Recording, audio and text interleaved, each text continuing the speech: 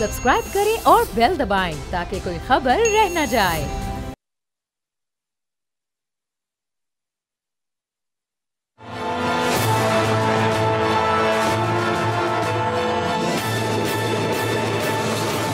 अस्सलाम वालेकुम, मैं हूं बाब जहांगीर। आप देख रहे हैं प्रोग्राम तज्जिया। और आज का दिन सियासी हंगामा खेजियों से भरपूर रहा। गुज़िश्ता रोज़ी इसका आगाज़ हो गया था जब दुबई प्रॉपर्टी लीक सामने आई और उसमें पता ये चला कि दुबई में अरबों रुपए की जो इन्वेस्टमेंट हुई हुई है, जो प्रॉपर्टीज़ ली हुई हैं, उसमें पाकिस्तानियों का दूसरा नंबर है। 11 अरब डॉलर्स की तकरीबन 23,000 जायदादें पाकिस्तानियों की वहाँ पर मौजूद हैं। और उसमें फिर जब भी जो मरकज़ी निगाह में जो सियासतदान होते हैं, जब उनके नाम आते हैं तो फिर ज़ाहिर बातें भी होती हैं। आसिफ अली जरदारी साहब के तीनों बच्चों के नाम उसमें सामने आए। हुसैन नवाज साहब जो मियाँ नवाज शरीफ साहब के साहबजादे हैं, उनका नाम सामने आया। साबिक वज़ीर आज़म शौकत अजीज़ साहब का नाम सामने आया।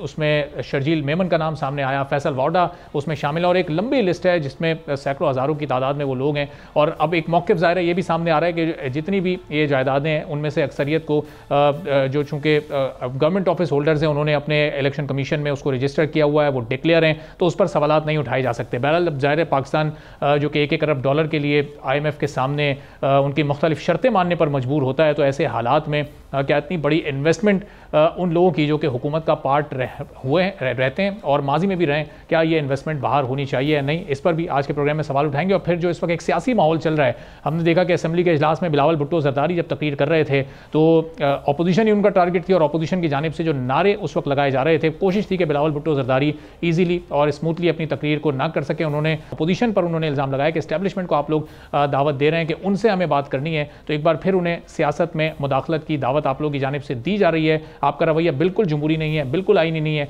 क्या कहा बिलावल भुट्टो जरदारी साहब ने, ज़रा सुनिए।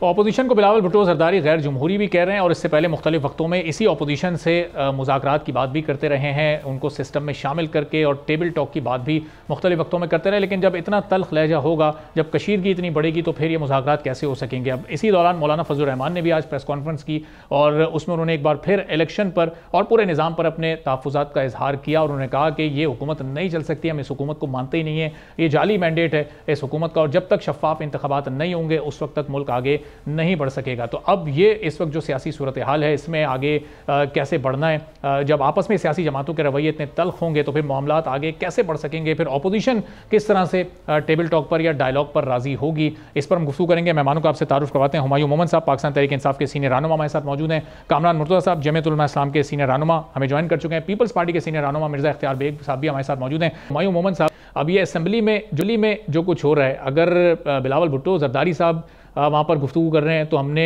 आपके तमाम नुमाइंदगान का वहाँ रवैया देखा, आप लोग उनको बात नहीं करने दे रहे, वो भी फिर ज़ाहिर है आप पर तनकीद कर रहे हैं। ये एक जो सियासी टेंशन है ये तो इससे फिर बढ़ती रहेगी, ये टेम्परेचर तो फिर कम नहीं हो सकेगा अगर इसी तरह के रवैये रहेंगे तो। बिस्मिल्लाहिर्रहमानिर्रहीम, इय्याका नअबुदु व इय्याका नस्तईन। देखिए इस तरह है कि अगर एक चोर आपकी चीज़ चोरी करके ले जाए और आपके आराम से मांगने के बावजूद वो ना दे रहा हो और बल्कि आपके सामने उसको इस्तेमाल कर रहा हो और उसको इस्तेमाल करते हुए उसके ऊपर अपनी मलकियत भी शो करवा रहा हो, तो आप मुझे बात बताएं आप क्या करोगे। मैं एक सवाल पूछना चाहता हूँ, आप लोग क्या करोगे। तो बेसिकली ये मैंडेट चोर लोग हैं और इन लोगों ने उस चोरी के बाद अब ये हमारे साथ सीना जोरी कर रहे हैं कि यार ये हम लोग, ये जो हमने आपका मैंडेट चुराया है, इस चुराए हुए मैंडेट के साथ हम हुकूमत में आ गए हैं और उसके बाद ये हमें कहते हैं कि आओ हमसे बात करो, हम इनके साथ बात क्यों करें। अगर ये सीरियस हैं, और देखिए बात ये होती थी, अगर सीरियसनेस है फॉर द कंट्री, मुल्क के लिए सीरियस है, ये चाहते हैं कि मुल्क का जो सिस्टम है वो ठीक हो। मैं मिसाल देता हूँ, हम एक गाड़ी में बैठे हैं, अब उस गाड़ी का टायर पंक्चर हो जाए और मैं, जो एक बंदा है वो गाड़ी से उतर के टायर बदलना चाहता है, मैं गाड़ी से उतरूं ही ना, आप गाड़ी से उतरे ही ना, वो कहता है कि जी मैंने जैक लगा के गाड़ी का टायर बदलना है, आप भी उतरो और मेरी मदद करो, कुछ ये करो। हम गाड़ी के अंदर बैठे रहे, क्या वो टायर बदल पाएगा? नहीं बदल पाएगा। लेकिन अगर हम सीरियस हैं इकट्ठे सफर करने में, तो फिर हम उतरेंगे, हमें से एक जो है वो टायर लेकर आएगा, चलो मुझे टायर बदलना नहीं आता, उसको आता है तो मैं टायर पकड़ लूंगा, कोई दूसरा काम कर लेगा कर ले, लेकिन हम गाड़ी से उतर के कोई थोड़ी बहुत मेहनत करेंगे। तो इस वक्त अगर ये लोग सीरियस हैं तो फिर ये उतरे, गाड़ी से उतरे, हमारा मैंडेट अगर हमें नहीं देते तो उस मैंडेट से अपने आप को अलग करें, कहें कि यार ये मैंडेट जो है ये डिस्प्यूटेड है, इसके हम दोबारा रिकाउंटिंग करते, फ्री और फेयर इंडिपेंडेंट जजेस से हम इनकी रिकाउंटिंग करते हैं। और ये याद रखें कि ये जो कैंपेन चल रही है, जो लाहौर हाई कोर्ट के चीफ जस्टिस के खिलाफ चल रही है, वो इसीलिए चल रही है कि उन्होंने जो इंडिपेंडेंट जजेस लगाए हैं, इलेक्शन कमीशन इस गवर्नमेंट की बैकिंग और सब लोगों की बैकिंग की वजह से वो चाह रहा है कि वो इंडिपेंडेंट जजेस ना लगाएं, वो जजेस लगाएं जिनको ये लोग कंट्रोल कर सकें। आप ये जिस इखलाकी जुर्रत का आप ये तकाजा कर रहे हैं या डिमांड कर रहे हैं या उम्मीद कर रहे हैं हमारे सियासतदानों से, तो पाकिस्तान में तो ऐसी कहीं कोई रिवायत मिलती नहीं है कि मैंडेट चाहे किसी भी तरह मिला हो, हासिल किया गया हो, और उसको फिर वो इतनी आराम के साथ, आसानी के साथ कोई छोड़ के और आपको बोले कि जी आप तहकीकात करवा लें। वो तो कहेंगे आप पहले ही मुख्तलिफ फोरम्स पर मौजूद हैं, आप ट्रिब्यूनल्स में, आप इलेक्शन कमीशन में, आप अदालतों में, तो वहाँ से जो फैसला होगा वो सबके लिए काबिल कबूल होगा।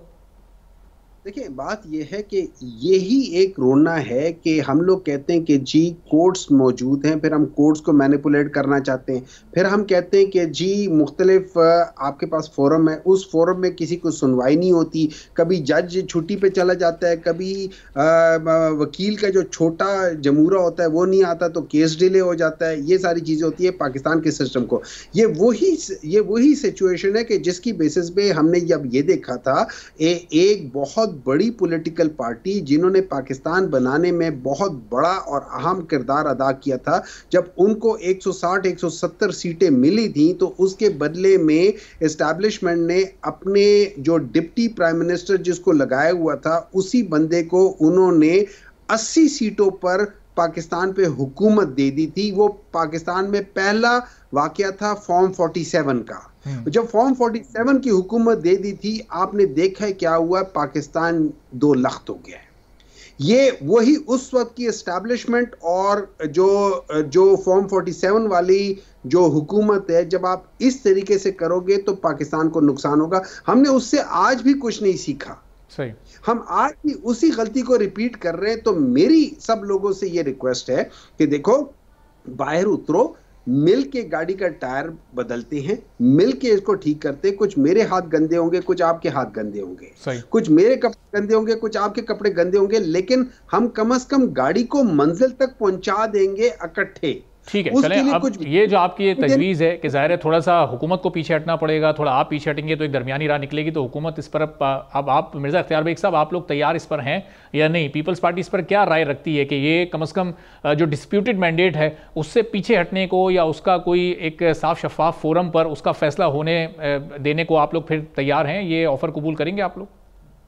देखिए, हमारा इलेक्शन के बारे में तो बड़ा वाज़ा स्टांस है कि हमने आइन के मुताबिक वो तमाम फॉर्मेलिटीज़ कंप्लीट करके इलेक्शन लड़े हैं, और गिनती का एक खेल होता है, जहाँ पे हमें मैंडेट मिला है वहाँ हम जीते हैं, और इलेक्शन कमीशन की तरफ से तमाम फॉर्मेलिटीज़ के बाद नोटिफिकेशंस उसका जारी किया गया था, और जहाँ पे गिनती हम नहीं हासिल कर सके बहुत जगहों पे, वहाँ पे हमारा कैंडिडेट हारा है। आप इन्हें खुले दिल के साथ हमारी जो जीत है, जिन जिन जगहों पे हम जीते हैं उसको तस्लीम करना चाहिए। जहाँ पे इनको एतराज है कि जी ये हम समझते हैं कि ये आपकी जीत नहीं है, इलेक्शन ट्रिब्यूनल है, उसमें आप जाएं, उसमें आप केस करें, हेयरिंग हो रही है रोजमर्रा के बुनियाद के ऊपर, और आप कन्विंस और गेट कन्विंस पे एविडेंसेस की बुनियाद के ऊपर अगर आप जीते हैं तो 100 बिस्मिल्लाह। सही। अच्छा मिर्ज़ा साहब, आपकी अपनी जमात के भी कुछ लोग ऐसे हैं जिनके पास कुछ सबूत हैं उस 8 फरवरी के इंतखाबात के। कादिर मंदू खेल साहब आते हैं प्रोग्राम में और वो अपने वो सबूत भी दिखाते हैं, फॉर्म 45 वो दिखाते हैं, उनके पास मौजूद हैं अपनी जीत का सबूत, और वहाँ पे फिर ज़ाहिर है कि वो मुस्तफ़ा कमाल साहब वो सीट जीत गए। आपकी अपनी सीट भी डिस्प्यूटेड थी जिसमें खुर्रम शेर जमान साहब अब सोशल मीडिया पर भी और मुख्तलिफ टीवी प्रोग्राम्स में वो लहरा कर फॉर्म 45 दिखा रहे थे कि मेरे पास अपनी जीत का सबूत है। तो ये अब जिन लोगों के पास, हारे हुए लोगों के पास सबूत हैं, तो फिर उन सबूतों का क्या किया जाए? देखिए, आरओ जो होता है वो फाइनल कंपाइलेशन करके साइन करता है। आरओ के जो डॉक्यूमेंट्स हैं वो जिसको वेरीफाई करेगा वही ऑथेंटिक डॉक्यूमेंट माना जाएगा। मैं कोई भी ले जाके दिखला सकूं या कोई और डॉक्यूमेंट दिखला सके, उसकी कानूनी हैसियत कोई भी नहीं है। तो आप ये बातें मैं समझता हूँ मुनासिब नहीं है कि हर एक जेब से एक फॉर्म 45 निकाल रहा है, वो कह रहा है ये मेरा है। रिकॉर्ड क्या कहता है, आरओ ने किसको साइन किया, और वहां पे आरओ कौन सा रिकॉर्ड जमा करा रहा है इलेक्शन ट्रिब्यूनल में, वो मैटर करता है। तो मैं ये समझता हूँ कि इन्हें तो 2018 का तजर्बा है कि जिस तरह और से मिर्जा साहब ये इन्हीं आरोज पर 2013 आज से कोई 11 साल पहले आप लोगों को भी एतराज था जब इलेक्शन के बाद जरदारी साहब कह रहे थे आरोज ने अपना काम दिखाया और ये आरोज के इलेक्शन है। आज उन्हीं आरोज पर आप लोगों को भरोसा एतमाद है क्योंकि मैंडेट अच्छा खासा आपको पिछला वाला ही मिल गया और हुकूमत भी आपने बनवा दी अपनी सपोर्ट से। हुकूमत बनानी थी, ये हमने तो इनसे कहा था कि आप हुकूमत बनाएं। जरदारी साहब का पहला जुमला था कि इनको ऑफर की थी कि आप हुकूमत साजी करें, लेकिन इनके पास गिनती में नंबर ही नहीं थे, ये नहीं हुकूमत बना सके। फिर दो बड़ी सियासी जमातों ने जो इनसे दुगने से ज्यादा वोट रखती हैं, उन्होंने पब्लिक की मैंडेट के ऊपर हुकूमत बनाई और वो तमाम आईनी ओहदों का इंतखाब हुआ। और एक चीज मैं और बड़ी अच्छी से आपको बता दूं, उन सब इंतखाबात में पीटीआई ने हिस्सा लिया। मिसाल के तौर पे प्रेसिडेंशियल इलेक्शन में जरदारी साहब के मुकाबले में महमूद अचकजई इनके अपने नुमाइंदे थे। इसी तरह प्राइम मिनिस्टर में भी इनके अपने नुमाइंदे थे जिन्होंने इलेक्शन लड़े शहबाज शरीफ के साथ। चेयरमैन सेनेट में भी इनका था, इसी तरह स्पीकर में भी इनके थे, इन्होंने 90 वोट बमुश्किल हासिल कर सके।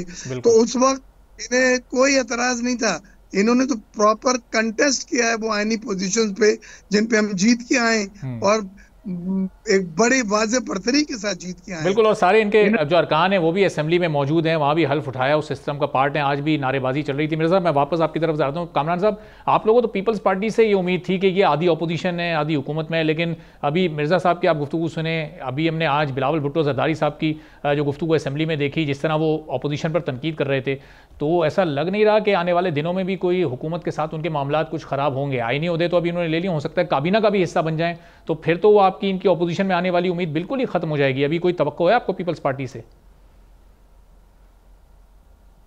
देखिए, जब आईनी ओहदे ले लिए या वो नून लीग की जो सीट्स हैं उनको इस्तेमाल कर लिया गया उन आईनी ओहदों के एवज, तो फिर उसके बाद ये एक अजीब सी बात लगती है कि वो हुकूमत का हिस्सा नहीं है। चंद दिनों बाद या तो वो उनके साथ आके मिल जाएंगे या फिर उनसे अलग हो जाएंगे, दोनों में से एक बात मुमकिन है। वो अलग होंगे तो उसके बाद उनके पास आर्गूमेंट ये होगा कि हम हुकूमत का हिस्सा नहीं थे, और अगर मिल गए तो फिर वो शरीक हो जाएंगे सारे मामलात में। देखिए, इलेक्शन के हवाले से जो है वो जो बहस है आपकी, इलेक्शन के हवाले से जो मामला है वो इलेक्शन एक्ट को अभी 2017 वाले और इससे पहले 1976 वाले, इनको डिज़ाइन करते वक्त जो फ्रेमर्स थे इसका, इन दो कवानीन के, वो उनके जहन में ये था कि मैं आपके अगेंस्ट धांधली कर सकता हूँ, मैं बाकी अपने ये दो दोस्त हमारे साथी बैठे हुए हैं मोहम्मद साहब और अख्तियार साहब, इनके अगेंस्ट धांधली कर सकता हूँ, मगर ये किसी के जहन में नहीं था कि कोई अदालत जाती धांधली भी होगी और इस तरह से इन बड़े पैमानों पर होगी। यहाँ मेरे दोस्त जो है ना वो आरोज पे जो है वो उनका बड़ा एतमाद है। आरो जो है वो बिल्कुल इस तरह से इस्तेमाल हुए हैं एस्टेब्लिशमेंट के हाथों कि जो उनको बताया गया है उसके मुताबिक रिजल्ट दिया गया है, और उस रिजल्ट के बाद जो है वो आज तक वो मामला उसको अभी तक ठीक किया जा रहा है। उसके बैलेट पेपर्स वगैरह और बाकी जहाँ जहाँ पे रिकॉर्ड की गलती है वो ट्रेजरी अभी भी खुलती है, और सील करने के लिए, सील खोलने के लिए उन्हीं हजरात को लाया और बुलाया जाता है। चूँकि हम छोटे शहरों में रहते हैं तो जो कुछ होता है वहाँ की ट्रेजरीज में वो बात बाहर आ जाती है। बात कभी कोई ना कोई जो है वो उसमें वो लीक कर देता है इन बातों को। तो ये उस वक्त तक ये मामला ठीक नहीं होगा जब तक हमारे सारे अदारे ये कमिट नहीं करेंगे कि जी हम ये सारे पाकिस्तानी हैं, ये सारे हमको काबिल कबूल हैं, जो आए हमने उसके साथ मिल के काम करना है, और मिल के काम करने के लिए जो है ना वो इनको free will of the people के साथ जो है वो आना चाहिए। यहाँ पे प्रॉब्लम ये है कि कभी एक पार्टी जो है आंखों की तारा बन जाती है, कभी दूसरी पार्टी जो है वो डील कर लेती है, और इस तरह से जो है ना मामलात को मिल मिला के चलते हैं, और असल ताकत जो है ना वो हमेशा कहीं किसी के पास रहती है।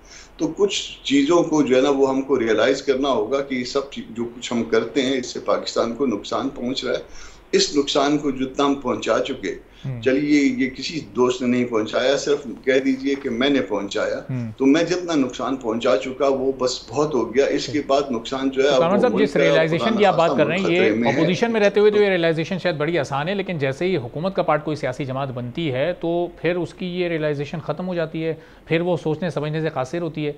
पीडीएम ने भी जब पाकिस्तान तहरीक इंसाफ की हुकूमत 10 अप्रैल 2022 को गिराई तो वहाँ भी काफ़ी सारे ऐसे लोग थे कि जो इशारों के बाद फिर आप लोगों के साथ शामिल हुए थे और फिर उस बुनियाद पर वो हुकूमत गिरी थी, उसमें आप भी शामिल थे। ये बात दुरुस्त है, ये बात दुरुस्त है, और मैं कह रहा हूँ, मैं इसको अक्सर जो ना मानता भी हूँ कि ये सब जो ना इन गलतियों की शरीक हैं।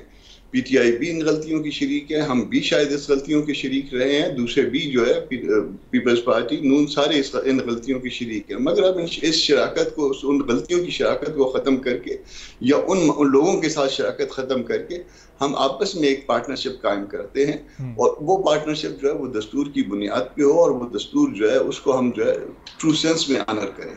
अगर हम इस तरह से करेंगे तो मामला शायद सीधे हो जाए और हम 10-20 साल में आगे बढ़ने के काबिल हो जाए। अब भी जो है ना वो दो कंटेंशन है ना, एक कंटेंशन ये कि धांधली हुई है और बड़े पैमाने पे हुई है, दूसरी ये कि नहीं बिल्कुल जो है फेयर इलेक्शन हुए, तो इसका ऑडिट करवा लीजिए। आप मुफाहमत की बात करते हैं, सदर साहब जिस वक्त तशरीफ लाए थे तो उन्होंने मुफाहमत की बात की थी कौमी असम्बली में अपनी स्पीच के, तो उसी को बुनियाद बनाइए, बड़े दिल का मुजाहरा करिए। आप एक जमहूरी पार्टी रही हैं, आज भी चले मानते हैं कि आज भी आप एक जमहूरी पार्टी हैं, बहुत बड़ी जमहूरी पार्टी हैं, आपका एक अपना माजी है, आपने बहुत कुर्बानियां दी हैं, तो उस कुर्बानियों के लिए जो है ना वो पाकिस्तान के लिए एक कुर्बानी और दीजिए कि कुछ लोग, कुछ जो है ना वो जजेस को ऑडिट करने का काम सौंप दीजिए, उनको कहिए कि आइए ऑडिट करिए और उनके साथ एक्सपर्ट लगा दीजिए, उसके बाद मामला सीधा हो जाएगा। या हम गलत होंगे या ये गलत होंगे, ये गलत होंगे तो स्टेप डाउन हो जाए, हम गलत होंगे तो हम इनके साथ ताउन की कमिटमेंट करते हैं कि जी अगले 5 साल पूरे करने देंगे। ठीक है, चलें कामरान साहब, तजवीज़ आपकी भी बड़ी मुनासिब है, हुमायूं मोमन साहब ने जो तजवीज़ पेश की थी वो भी बड़ी मुनासिब है, लेकिन इन तजावीज़ पर फिर ये अमल दरामद हो क्यों नहीं रहा है, आगे क्यों मामला नहीं बढ़ रहा है? क्या हुकूमत पीछे हटने को तैयार नहीं है, अपने मैंडेट पर बिल्कुल कॉम्प्रोमाइज़ नहीं करना चाहती, या अपोजिशन की कुछ डिमांड्स ज़्यादा? थोड़ा सा ब्रेक लेते हैं, ब्रेक के बाद फिर वापस आएंगे तो इस पूरी सूरत हाल पर बात करेंगे। और जो दुबई में प्रॉपर्टी लीक्स हुई हैं, क्या उस पर अपोजिशन जमातों को कोई एतराज़ तो नहीं है? उसमें बहुत सारे ऐसे नाम शामिल हैं जो कि इस वक्त हुकूमत में भी मौजूद हैं, तो एक ब्रेक के बाद इस पर मज़ीद बात करेंगे।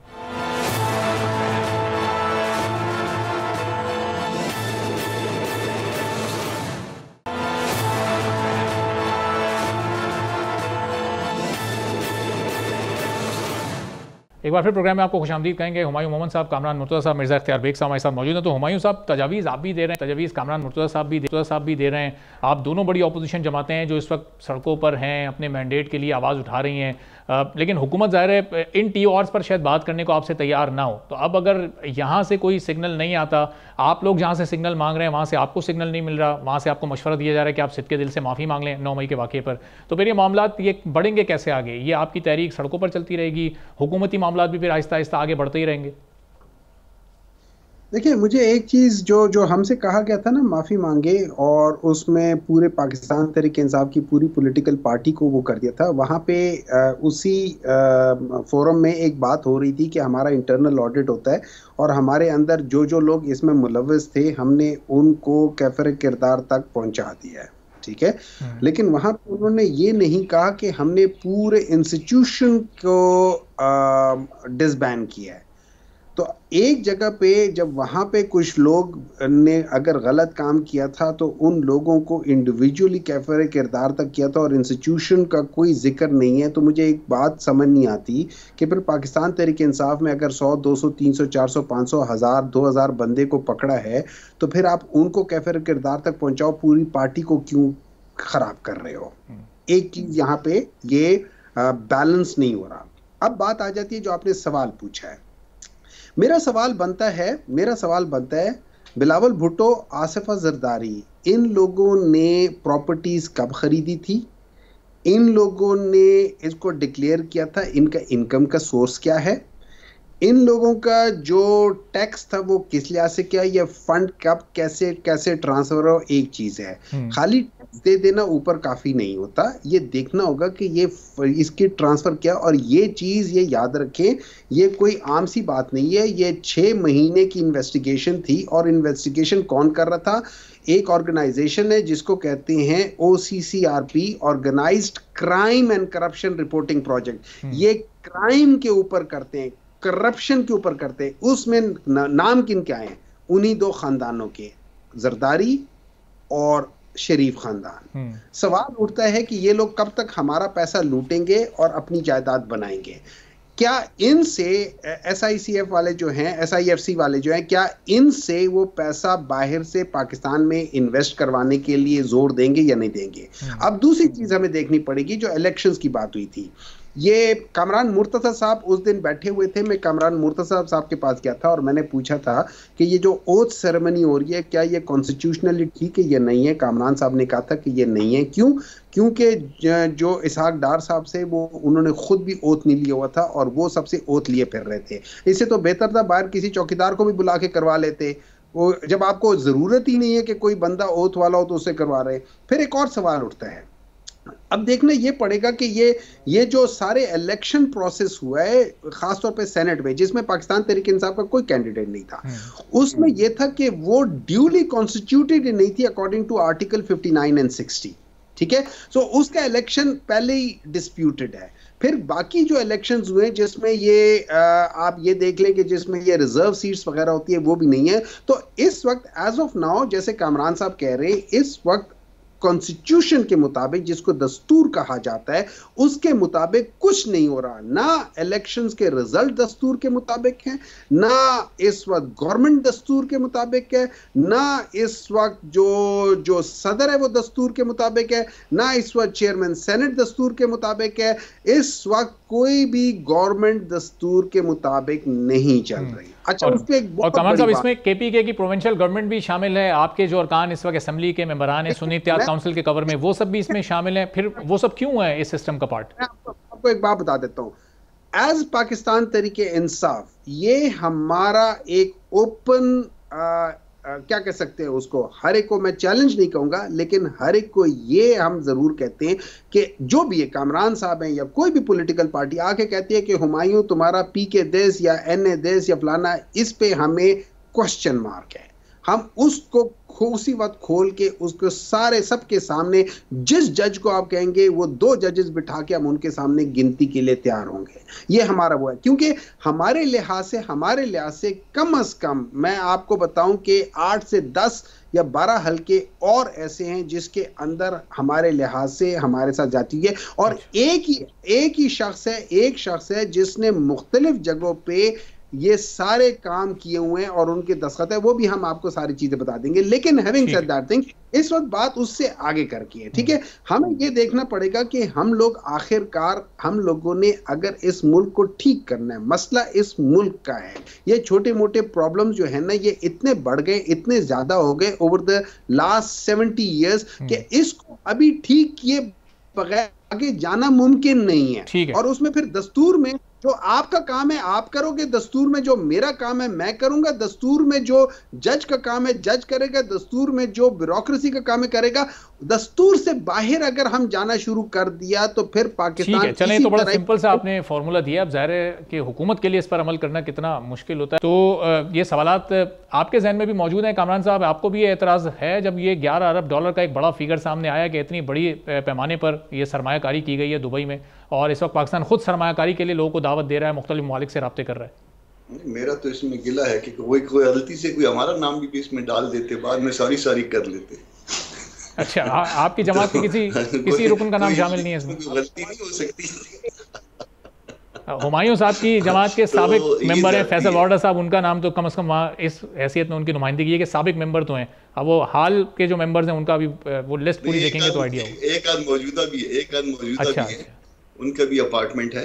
अच्छा, वो मरवत साहब की आप बात कर रहे हैं, वो उन्होंने उसकी वजाहत भी कर दी है मरवत साहब ने। हाँ, अगर हलाल किए तो कोई उसमें बुरी बात नहीं है, मगर बात और है। बात इसमें ये है कि अगर आप खुद अपने पैसे मुल्क से बाहर रखते हैं और बाहर वालों को कहें कि यहाँ पे आके इन्वेस्टमेंट करें, तो फिर हमारी बात में क्या वो असर पैदा हो जाएगा कि जो हम लोगों को मिन्नतें करते हैं कि यहाँ पे इन्वेस्टमेंट करें, वो कहेंगे भाई तुम तो इन्वेस्टमेंट करते हो दुबई में, मलेशिया में, इंग्लैंड में, घर भी वहाँ, फ्रांस में घर भी वहाँ खरीदते हो, कमर्शियल प्रॉपर्टीज भी वहाँ लेते हो, रहते भी अक्सर औकात जब फारिग होते हैं, जब ओहदों पे नहीं होते, तो फिर वहाँ जाके रहते हैं, तो फिर जो है ये आपकी कॉलोफेल में तजाद है। इस कॉलोफेल के तजाद को जिस वक्त ख़त्म कर दिया जाएगा फिर लोग आएंगे, अमन हो और ये तय हो जाए कि जो भी हुकूमत है वो जनमन है, उसके पास मैंडेट है, उसको किसी और ने ला के बिठाया नहीं है, उसके खिलाफ कोई ऐसा एहतजाज नहीं चल रहा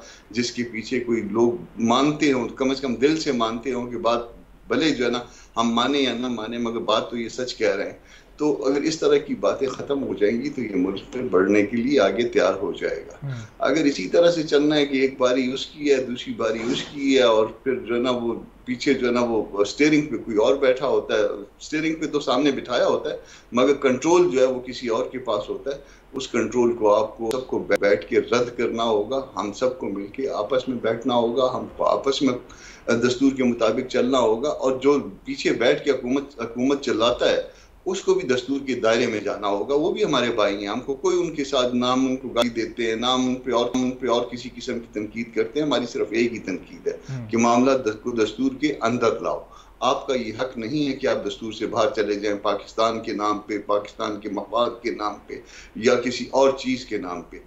आपने कुर्बानियां दी होंगी मगर आपने खुद जो है ना इस जो भी आप जो आपका कमाल साहब जो आपने मैंडेट की शफाफियत की आप बात कर रहे हैं, अगर ये शफाफियत वाला मामला खैबर पख्तूनख्वा से ही शुरू हो जाए, चूँकि वहाँ एक ऐसी जमात की इस वक्त हुकूमत है जो मरकज़ में खुद अपोजिशन में और इलेक्शन में धांधली की दावेदार है, तो आपको नहीं लगता कि फिर ये बाकी सूबों पर भी बड़ा प्रेशर पड़ जाएगा, फिर वो भी मजबूर हो जाएंगे वही इक़दाम उठाने के लिए जो KPK से उठाए जाए? मैंने तजवीज़ पेश की थी, इसी तरह से प्रोग्रामों में मेरी तजवीज़ आई थी, और फिर दूसरी तरफ से जो PTI के दोस्त जो उन प्रोग्रामों में थे उन्होंने कहा कि जैसे ही असम्बली का इजलास होगा इस तजवीज़ से हम इत्तफाक कर लेंगे। तो मैं इस इंतज़ार में हूँ कि जब वो इत्तफाक करेंगे तो दूसरे जो है मैं जिस दिन भी इत्तफाक किया और कोई जज ऑफ द हाई कोर्ट इसके लिए नॉमिनेट हो गए ऑडिट करने के लिए सुबह खैबर पख्तूनख्वा में, भले हम दुरुस्त साबित हों, भले दूसरे दोस्त दुरुस्त साबित हों, मगर कम से कम सब पे एक इखलाकी प्रेशर और आ जाएगा कि हाँ देखिए वो सुबह खैबर पख्तूनख्वा में फलां जज ऑफ द हाई कोर्ट या फलां 2 जज ऑफ द हाई कोर्ट जो है ना वो इन हल्कों का 10%, 15%, 20% का ऑडिट कर रहे हैं। और तो अब जो है ना अब इसके लिए अली अमीन गंडापुर साहब को सिंपल सिर्फ एक खत लिखना पड़ेगा कानूनी तौर पर, या कोई बड़ा पेचीदा सा मामला है जो शुरू नहीं हो पा रहा है, बड़ा सादा और सिंपल है और फिर भी इस पर सिर्फ एक खत लिखना है, उनको एक खत लिखना है चीफ जस्टिस हाई कोर्ट को, और उसके साथ जो है ना उसकी कॉपी कर दें इलेक्शन कमीशन ऑफ पाकिस्तान को, और वो उनकी कंसेंट के साथ जो है ये तय हो जाए कि जी हाँ फलां जज साहबान जो है ना साहब या साहबान वो जो है ना वो एज ए कमीशन एक्ट करेंगे और देखेंगे कि कोई ऐसी बड़ी पैमाने पर रिगिंग हुई है नहीं। वैसे तो हमारा कल्चर है कि छोटी मोटी धांधली होती है मगर वो मैं और आप बैठ के करते हैं। चलें ये इतना सिंपल और सादा है हुमायूं मोहम्मद साहब, और आप लोगों के सूबे में भी KPK में भी ज़ाहिर है कि धांधली की आवाज़ें उठी हैं, तो वहीं से सिलसिला शुरू करें जुडिशल कमीशन बनाने का। सिंपल एक ख़त लिखना है अली अमीन गंडापुर साहब को, chief justice of Peshawar high court को, और उसके बाद फिर ये मामला बहुत आसानी के साथ हल हो जाएगा। तो मिसाल आप सेट करें ताकि उसका प्रेशर दूसरे सूबों में भी पड़े और आपके भी मुतालबात फिर वहाँ सुने जाएँ।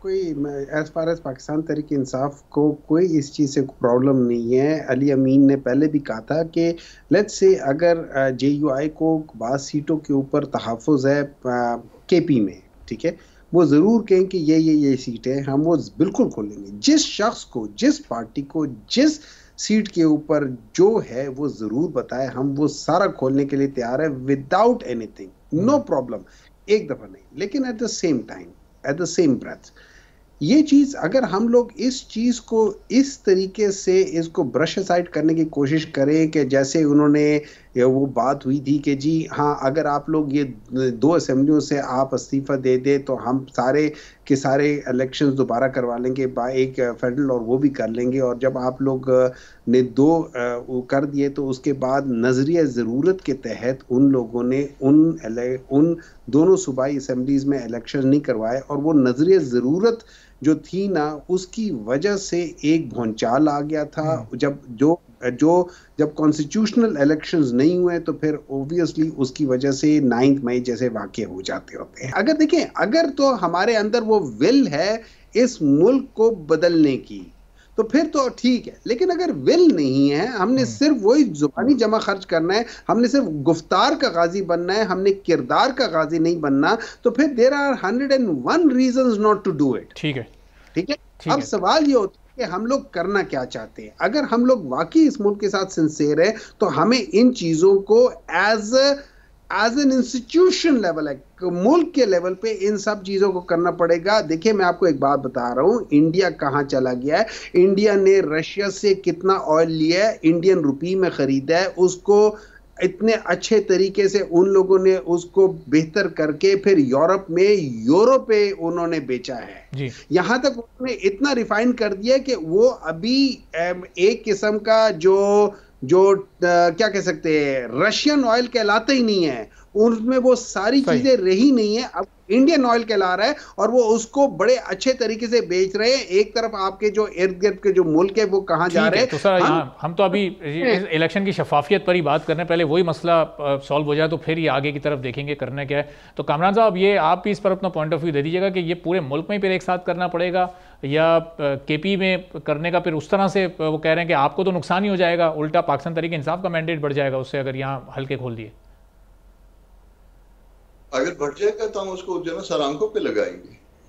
आप हिम्मत तो करें ना, बिस्मिल्लाह करिए, क्योंकि ये प्रेशर उस सूरत में आएगा कि जब एक सूबे में 4 सूबों में से एक सूबे में काम शुरू हो जाएगा, उसके बाद जो है कम से कम पढ़े लिखे लोग जो है वो कहेंगे कि यार देखिए एक जगह पे हो गया, और चले फर्ज कर लेते हैं कि हमारे साहब की बात ये दुरुस्त है कि हमें नुकसान मजीद हो जाएगा, तो वो ये भी कहेंगे कि जी देखिए इनकी बात झूठी हो गई, ये इल्ज़ाम लगा रहे थे खैबर पख्तूनख्वा में और उल्टा फायदा इनको हो गया। तो अब बाकी चूंकि इनको फायदा हो गया है एक सूबे में, बाकी शायद बाकी 3 सूबों में भी जो है ना उनको फायदा हो जाए, पाकिस्तान पीपल्स पार्टी को और पाकिस्तान मुस्लिम लीग को, इन दोनों को फायदा हो जाए, तो वहां पे भी जो है उनके ऊपर एक प्रेशर आएगा और उस प्रेशर के नतीजे में वहां पे भी मामला सीधे होंगे। वो एक चीज आपको बता दूं, ये बलूचिस्तान सूबे की कौमी असम्बली में 16 सीटें हैं जनरल, 16 सीटों में से 4 सीटें इस वक्त हम अभी भी रिटेन कर रहे हैं जनरल सीट्स, और 14 पे हमने इलेक्शन लड़ा। एक महमूद खान साहब के एहतराम में हमने उनके अगेंस्ट जो है ना वो इलेक्शन नहीं लड़ा था, और एक सीट शायद और भी इलेक्शन नहीं लड़ा था, उसकी रीजन मुझे नहीं पता, मगर 5 में हम रनर अप हैं। ठीक है जी, 5 में हम रनर अप हैं, और तो हम अगर वहां चीख रहे हैं, रो रहे हैं, तो इसकी कोई वजह होगी ना। अगर हम वो 5 में रनर अप ना होते और विनर होते तो 4 और 5 ना होती, और उसकी बुनियाद पे हमारी जो है दूसरी सीटें भी बढ़ती। तो कुछ ना कुछ तो है ना जिसमें गड़बड़ हुई है। तो शुरू करिए, बिस्मिल्लाह करिए खैबर पख्तूनख्वा से, इसके बाद दूसरे सूबों में भी जो है इसका प्रेशर आएगा। बिल्कुल सही। और लोग जो है मजबूर होंगे कि जी या तो वहां पे वो करवाइए, या फिर उसका जो एक प्रिजम्पशन जो है ना वो फिर बन जाएगी। प्रिजम्पशन ये होगी कि यहाँ पे आप नहीं करवा रहे, यहाँ पे आप इस तरह का खत नहीं लिख रहे, इसका मतलब है कि यहाँ कम से कम धांधली है। ठीक है, चलिए अब देखते हैं कि पाकिस्तान तरीके इंसाफ इस पर किस तरह मामले को लेकर आगे चलती है। बहुत बहुत शुक्रिया कामरान मुर्तज़ा साहब, हुमायूं मोहम्मद साहब, यार बेग साहब भी हमारे साथ प्रोग्राम में मौजूद है। एक ब्रेक लेते हैं, ब्रेक के बाद वापस आएंगे। जो इस वक्त मुल्क के मुआशी चैलेंजेस हैं कुछ उस पर बात करेंगे।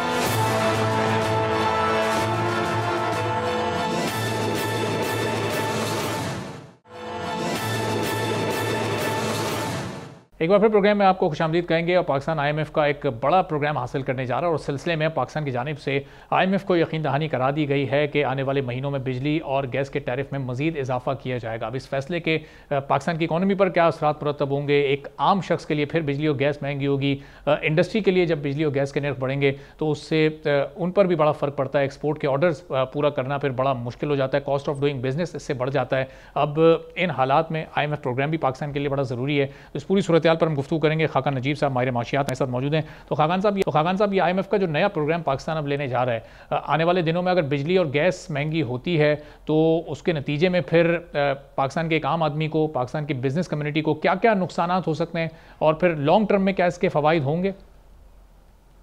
बिस्मिल्लाहिर्रहमानिर्रहीम। अरबाब, एक बात तो यहाँ है कि पाकिस्तान को प्रूडेंट नहीं है IMF की सपोर्ट के बगैर चलाना, और ये बात इसलिए आया है कि इस साल भी 22 अरब डॉलर के करीब, जिसमें हमारी फ्रेंडली कंट्रीज़ की रीप्रोफाइलिंग 10-12 अरब डॉलर की, मल्टीलैटरल की पेमेंट्स, कमर्शियल पेमेंट्स और हमारा $1 अरब का बॉन्ड की पेमेंट। ये अगर IMF की सपोर्ट ना होती तो हम नहीं कर पाते। अगर ऐसा ना होता तो डिफ़ॉल्ट लाइक सिनेरियो में एक मैक्रो इंस्टेबिलिटी होती। IMF की इंगेजमेंट के बाद एक मैक्रो स्टेबिलिटी है। अरबाब भाई, इसका क्लियर मकसद ये है कि पाकिस्तान ने इन्फ्लेशन पे थोड़ा सा काबू पाया, करंट अकाउंट का खसारा कम हुआ, और तीसरी बात रिजर्व्स जो हैं वो थोड़े से बढ़ने लगे। बट हमारे कलीदी मसाइल जो हैं वो अपनी जगह हैं। देखिए, बिजली का जहाँ तक ताल्लुक है, मेरा व्यू बहुत से लोगों से डिफरेंट रहा है और बड़ा कैटेगोरिकल है। जो इस वक्त circular debt management plan IMF के साथ डिस्कस होता है, जिसमें हम मैनेज करते हैं सर्कुलर डेट को, वो चूँकि मैंने खुद लिखा था 2013-14 की इंगेजमेंट में अपने दफ्तर में विद एक्सपर्ट्स, सो मैं बहुत बखूबी समझता हूँ। आप हैरान हो जाएंगे, हमने लिखा 325 अरब से ऊपर पावर सेक्टर का सर्कुलर डेट नहीं जाने देंगे। कैन यू बिलीव कि इस दफ़ा का जो हदफ है वो 2350 अरब से भी ज़्यादा है। कहाँ 325 अरब पे खड़े थे। सो इसका मतलब है कि बतदरीज इनएफिशिएंसीज बढ़ती गई, हमारे लॉसेस बढ़ते गए, हमारी रिकवरीज कम होती गई और सिस्टम को ठीक करने में हम कामयाब नहीं हुए। अब ये 10 साल की सिचुएशन है, हर आने वाली गवर्नमेंट इसमें कामयाबी नहीं कर पाई। अब जहाँ तक निर्खों का ताल्लुक है अरबाब भाई, let's be honest with the government, with the country. Pakistan के जो 10 डिस्कोज हैं, जो स्टेट मोनोपलीज हैं, हर जगह एक मोनोपली, लाहौर की लेस्को की, कराची की केई की, जो इस्लामाबाद है, ये जो स्टेट मोनोपलीज हैं सारी, इन्होंने एक टैरिफ लेके गए हैं ये नेपरा के पास, जिसमें 5 से 7 रुपए बिजली बढ़ाने का है। इसका IMF से ताल्लुक यहाँ बनता है कि IMF ये कह रही है कि अगर जुलाई में ये हो जाता है तो लॉ ऑफ द लैंड कहता है कि आपने I think with in 15 days government के पास लेके जाना है और विद इन अ मंथ और सो इसको लागू करना है और आप सब्सिडीज दीजिए। ये होने जा रहा है, गैस में भी होने जा रहा है। फंड इस पे आपको आई डोंट थिंक इनहराफ करने देगा। ठीक है, तो खाकान साहब, ये हम देख रहे हैं कि इस वक्त पाकिस्तान सऊदी अरब और दूसरे ममालिक को भी इंगेज करने की कोशिश कर रहे हैं कि इन्वेस्टमेंट यहाँ पर लाई जाए। और इसी दौरान ये जो एक खबर निकल कर आती है दुबई प्रॉपर्टी लीक्स की सूरत में कि वहाँ पर 11 अरब डॉलर की 17,000 पाकिस्तानियों ने इन्वेस्टमेंट कर रखी है। तो ये इन हालात में जब ये खबर सामने आई, आपको हैरत हुई, मायूसी हुई कि उसमें बहुत सारे गवर्नमेंट ऑफिशियल्स या उनके रिलेटिव्स भी शामिल हैं, बहुत सारे एक्स जो गवर्नमेंट के ऑफिशियल्स हैं वो शामिल हैं, मुख्तलिफ उसमें शोबों के लोग शामिल हैं। तो हम दूसरे ममालिक को इंगेज कर रहे हैं हमारे यहाँ आकर इन्वेस्टमेंट करें, और यहाँ हमारे यहाँ से कितने अरबों डॉलर्स इस वक्त बाहर इन्वेस्ट हो चुके हैं। See, that is the problem. The trust of the Pakistani businessmen, इसमें चूँकि बहुत बिजनेसमैन भी हैं, उन्होंने तो चलें एक पैसे लेजिटिमेटली कमाए, बट वो पाकिस्तान में इन्वेस्ट करने की बजाय वो पैसा पाकिस्तान से बाहर ले गए। अब ये तो मुझे यहीं पे दिखाई दे रहा है कि मेरा जो इन्वेस्टमेंट टू GDP रेशियो है वो पिछले साल 13.4% था। आसानी से समझ लीजिए कि जिस मुल्क ने India, Bangladesh, east Asia, China, इनका एवरेज 30% था। सो प्राइवेट सेक्टर एक बहुत बड़ा वहां पे इन्वेस्ट कर रहा था, पब्लिक सेक्टर भी कर रहा था और FDI भी आ रही थी। सो एक तो बात यहाँ हो गई कि पाकिस्तान की बजाय लोग जाके कंफर्टेबल फील करते हैं कि वो अपना जो रिस्क है उसको डाइवर्सिफाई करें और वो पाकिस्तान पे ना लें। ये बात आपकी दुरुस्त है। और दूसरा वो पैसा है जो आई थिंक इलिसिट मीन से भी कमाया जाता है, उसको वो पाकिस्तान में रखने की बजाय लोग पाकिस्तान से बाहर रखते हैं। और सिर्फ पाकिस्तानी ही नेशनल्स वहाँ नहीं रख रहे, आपको मालूम है पूरी दुनिया के मतलब इंडिया के भी बहुत से हैं और हो सकता है लेजिटिमेट हो। पर मुझे परेशानी ये हुई कि पाकिस्तान के 11 अरब डॉलर हैं, इंडिया के 17 अरब डॉलर हैं अगर आप प्रॉपर्टीज़ का मवाजना करें। पाकिस्तान की इकॉनमी से 10 गुना बड़ा साइज़ है उनका, और हम मतलब 2/3 ऑफ इन्वेस्टमेंट वहाँ पे करें। सो दैट काइंड ऑफ अर्क्ड मी कि इतना ज़्यादा जो है लोग पैसा बाहर रख रहे हैं पाकिस्तान का। Pakistanis have to start believing in Pakistan, but for that to happen, जो स्टेट है उसको एक्ट करना पड़ेगा इस तरह से कि स्टेट बहुत सीरियस है कि अपने घर को ठीक करें। जहाँ तक सऊदी और ये इन्वेस्टमेंट जो बाहर से हम लाना चाह रहे हैं, देखिए हम बहुत सी इन्वेस्टमेंट लाए और ऐसी लाए जो कि पाकिस्तान से रिपैट्रिएट एट बहुत हायर रेट्स हो रही है। अभी भी 2-2.5 अरब डॉलर हमने देना है चाइना का, और मुश्किल आ रही है लिक्विडिटी इवन रुपए की नहीं दे पा रहे, क्योंकि वो 600 अरब तो या 500 अरब जो है वो तो पावर सेक्टर में है, वहां पे पैसे नहीं है। So it's a very very serious business. इसके लिए मैं बारहा कहता हूँ, इस पे एक आखिरी जुमला कह दूं, कॉम्पिटेंट लोग रखिए जो इन चीज़ों के डिज़ाइन को ठीक कर सकें। सब पाकिस्तान में आजकल इस पे चले गए हैं कि वो जी इम्प्लीमेंटेशन इज़ द इशू। मैं आपको बहुत ही मतलब ये एक एनालिसिस बेस्ड तजवीज़ रखता हूँ। Design is the issue, design of FDI, design of FBR reforms. खरमान साहब, आपकी इन तजावीज़ पर इंशाल्लाह आने वाले दिनों में मजीद भी गुफ्तगू करेंगे। आज चूँकि वक्त की थोड़ी कमी है, इसलिए आपसे इजाज़त चाहेंगे। बाका नजीब साहब हमारे माशियात हमारे साथ मौजूद थे। इसी के साथ आज के प्रोग्राम से इजाज़त दीजिए। अल्लाह।